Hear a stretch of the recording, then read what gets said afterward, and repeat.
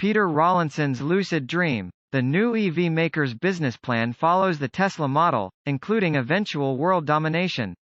A man envisions a future of electric cars, starting with a high-powered, six-figure, midsize super sedan, followed by a platform-sharing SUV, then migrating to smaller, more affordable vehicles in mass quantities. Sales will mostly be handled online, thanks to a virtual reality app, with a scattering of factory-run boutique stores in tiny enclaves. Service will be done via a remote van. If it reads a little like Tesla's playbook, it's because Peter Rawlinson, the Chief Executive Officer and Chief Technology Officer of Lucid Motors, was once Elon Musk's engineering czar before venturing out on his own. He just wants to build a better mousetrap. It's also basic business strategy.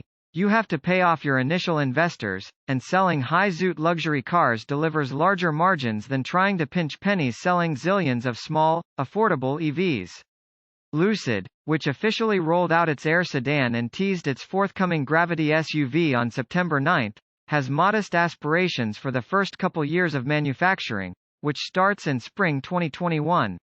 Lucid forecasts about 80,000 units in 2023 once a sub-$100,000 variant of the Air, as well as the production SUV, hit the market.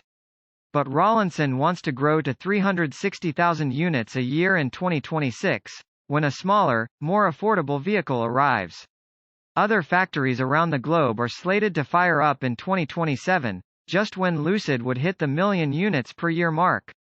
It all sounds great on paper. And Rawlinson appears to have the product to back it up. A prototype Air got 490 miles of range on a single charge, and has been projected to go as far as 517 miles, in real-world driving, with the air conditioning blasting in a California heatwave. That blows the Tesla Model S out of the water.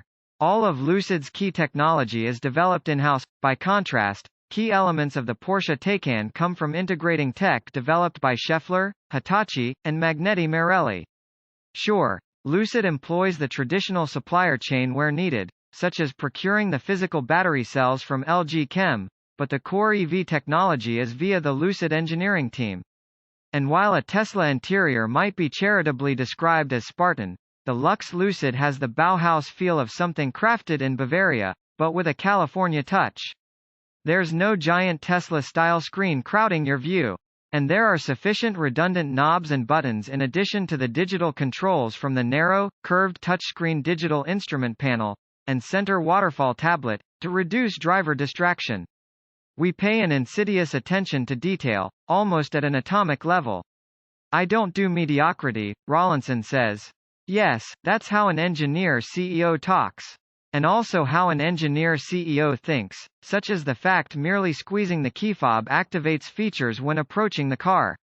Facial recognition starts the car. There's a manual login for valet mode. Lucid is far from alone in having grand EV aspirations. China has more than a few EV startups, some of whom we've mentioned in these pages: Byton, NIO, and even Polestar, the Sino-Swedish brand jointly owned by Volvo and Geely. Then there are the lesser-known entrants, like XPeng, which was expected to get $1 billion in its IPO. Normally, a $1 billion offering brings headlines. In America, it received cursory coverage. Michael Dunn, the acknowledged expert in the China market and publisher of the Zhou Go newsletter, said numerous Chinese EV startups will be lining up at the New York Stock Exchange to get funding. However, it will be 3 to 5 years before we see Chinese EV brands on U.S. roads, because of our country's trade spats and the Chinese automakers' desire to concentrate on their home market first.